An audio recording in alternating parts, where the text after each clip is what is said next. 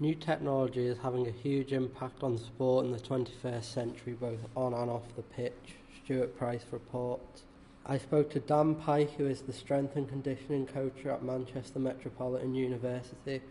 So we've got with the video footage that you've collected, you'll see there's loads of different racks and dumbbells and plates, and we've got cardio equipment. So we've got watt bikes, so things that they can give us rather than just a normal spin bike, which maybe gives us the revolutions or your heart rate.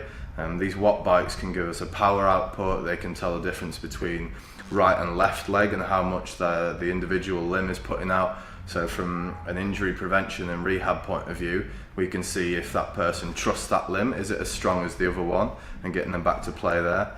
MMU rugby head coach Rob Jones offered some insight into how technology is used in rugby. It's really improved performance, it's really improved accuracy. You can see when a player's tailing off or when a player's still got high energy levels. You can compare it to another game to see where they're usually at. Are they having an off day? So GPS is the main one. Callum Jones knows all too well about how technology is used to aid fitness levels in basketball. So we might look at doing just some conditioning drills within the sport. Things like a yo-yo test or a T-test, they're usually good measures. Our S&C coach actually does a strength and conditioning coach. He does a really good job of measuring where the guys are up to and also managing their load so that they're not overtraining. It's really improved performance, it's really improved accuracy. You can see when a player's tailing off or when a player's still got high energy levels. You can compare it to another game to see where they're usually at. Are they having an off day? So GPS is the main one. From an injury prevention and rehab point of view, we can see if that person trusts that limb, is it as strong as the other one, and getting them back to play there. So we've got fitness challenges. We're trying to push the mentality of competition within the university or within the sports teams. So we've got different fitness challenges that we can do. So we can get distance, we can get, again, power output, like I said.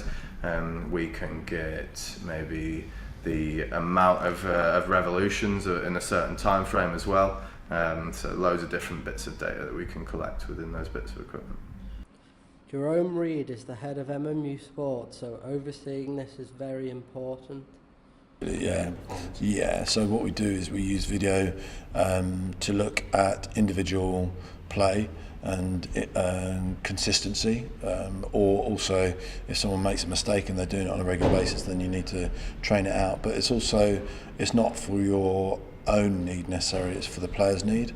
So the player can actually see from a bird's eye view how it actually looks as well, and it can be explained through as to what that player may need to do. So it can be on a player cam scenario where you're doing an individual side of things. You can also use it tactically to see a movement pattern of your own team and how it's working, how it's not working.